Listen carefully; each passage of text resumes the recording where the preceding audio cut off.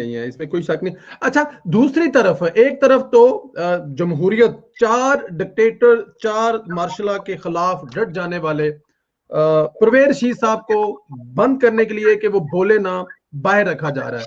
लेकिन दूसरी तरफ फैसल वाडा, जिसके खिलाफ इलेक्शन कमीशन में केस चल रहा है, सब जानते हैं वो नाअहल हो जाएंगे, दोहरी शहरियत है, इनके कागजात मंजूर कर लिए। कौन सी ऐसी उसमें खासियत है, कौन सी उसमें क्वालिटी है जिसके बगैर असेंबली नहीं चल रही या फिर उसके बाद सेनेट नहीं चलेगा, जो उनके कागजात मंजूर भी कर लिए और बगैर मुस्लिम लीग नून का मौक़िफ़ सुने बगैर मंजूर कर लिए। देखिए, हमें तो ये बात करने की जरूरत ही नहीं है। असद उमर साहब हामिद मीर साहब के शो पे खुद आके ये बात बता रहे हैं, अपनी जुबानी वो पूरा किस्सा सुना रहे हैं कि उनको इसलिए जब पूछा गया कि फैसल वाडा के ऊपर तो पीएमएलएन क्या एतराज उठाएगी, पूरी सिंध में पीटीआई उधर बगावत पे उतर आई है। और जब असद उमर साहब से पूछा गया तो असद उमर साहब ने कहा कि वो एक्चुअली वो डिस्क्वालीफाई ना हो जाए इसलिए। अब ऐसे लोगों से क्या सवाल जवाब किया जाए? आप मुझे बताएं कि इसमें मैं क्या कमेंट दूं जब असद उमर साहब खुद कह रहे हैं। और मुझे पता है असद उमर साहब भी क्यों कह रहे हैं। मतलब असद उमर साहब भी बड़े चालाकी से ये बात कर गए हैं, कह भी गए हैं, और इसलिए क्योंकि पीटीआई में एतराज है। असद उमर साहब को खुद भी जाहिर है ये बात अगर कह गए हैं तो किसी के जहन में अगर कोई वहम भी था वो वहम गुमान दूर कर गए। तो मेरा ख्याल है कि ये जो दोहरा इंसाफ का तरीका है, यही हुआ था सादिया अब्बासी के साथ, शाहिद खान अब्बासी की बहन के साथ, आपको याद है। लेकिन अब आज देखें, आज वो अनइलेक्टेड अनअपोज्ड इलेक्ट हो गई हैं। तो ये ऐसे ऐसे जो तरीके हैं ना, इस किस्म के ये जो क्या कहें टेक्निकलिटीज हैं, ये ज्यादा दिन नहीं चल सकती। और ये बड़ा डेंजरस बात है एक्चुअली ऐसा करना। बिल्कुल ठीक कह रहे हैं आप। एक्चुअली उस वक्त क्यों नहीं क्वेश्चन हुआ जो परवेज रशीद साहब ने आज प्रेस कॉन्फ्रेंस में कहा कि लोग कोर्ट्स के जो जहां उनको बुलावा आता है वो जाते नहीं है, वो सवाल जवाब के लिए पहुंचते नहीं है। फॉरेन फंडिंग हो या फॉरेन नेशनैलिटी हो, उसके ऊपर पहुंचते नहीं है।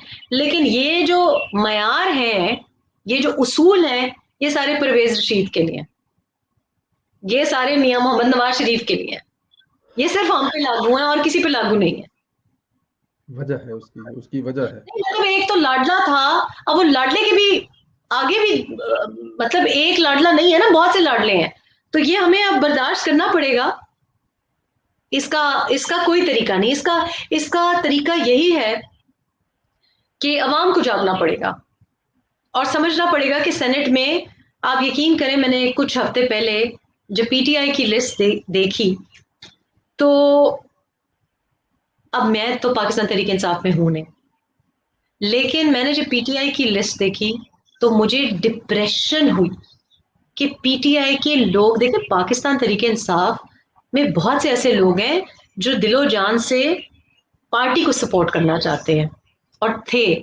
मैंने जब वो लिस्ट देखी और मैंने सोचा उनको कैसा लगा होगा ये लिस्ट में नाम देख के कि कौन कौन आए हैं, ये कौन है लोग।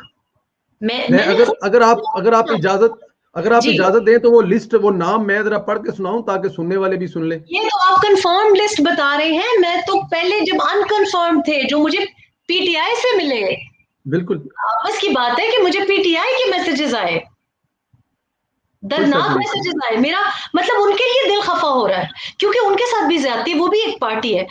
मैंने पीएमएलएन की जब लिस्ट देखी, जबरदस्त नाम है इनका, परवेज रशीद साहब, मुशाहिदुल्लाह साहब, मेरा दिल, आई वाज लाइक कि शुक्र अल्लाह इनको जिंदगी दे, ये दे शुड लास्ट जितना भी वक्त हमको इनके साथ मिल सके। मेरा ख्याल था कि राजा जफरुल हक साहब का भी नाम होगा, उनका सैडली लिस्ट में नाम नहीं था, लेकिन मुझे पसंद आई लिस्ट। सादिया अब्बासी का भी नाम पसंद आया। वो मैंने एक और प्रोग्राम पे ये भी कहा कि पीएमएलएन की लिस्ट से नजर आ रहा था कि इत्तेफाक है, यानी कि शहबाज शरीफ की जो नुमाइंदा हो सकता है वो भी है, मरीम नवाज का भी है, मियां मोहम्मद नवाज शरीफ का भी है, शाहिद खान अब्बासी का भी है। मतलब जितने आप सोच सकते हैं कि जो प्राइम मिनिस्टेरियल लेवल के लोग हैं या जो टॉप लीडर्स हैं, ये यूनिटी सबकी का नुमाइंदगी है। सबकी नुमाइंदगी थी और बड़ी इक्वालिटी से। मैं सोच रही थी कि ये इस दफा इनके लिए बड़ा मुश्किल था क्योंकि 5 ही सीटें थी, बड़ा मुश्किल था। मतलब किस तरह इन्होंने डिसाइड किया होगा, बड़ा मुश्किल होगा, क्योंकि लोग ज़ाहिर है खफा भी होते हैं। लेकिन मुझे लगा कि बहुत काट छांट करके इन्होंने बड़ी अच्छी लिस्ट बनाई, मुझे लिस्ट बहुत पसंद आई। मुशाहिदुल्लाह साहब हम में नहीं रहे, लेकिन लिस्ट उन्होंने अच्छी बनाई थी। पीटीआई की जब मैंने लिस्ट देखी तो मुझे लोगों ने कहा, बाजी देखें ये क्या हो रहा है हमारे साथ। तो मैं उनको भी कुछ नहीं कह सकती थी, उन बेचारों का भी कसूर नहीं। देखे जो पार्टी से शुरू से जुड़े हुए हैं, इस लिस्ट में तो वो लोग भी नहीं जो 2011 से जुड़े हुए हैं। बिल्कुल ऐसे ही है, ऐसे ही ये है, तो बिल्कुल कोई ऐसे ही। अजीब अजीब लोग हैं, कुछ लोगों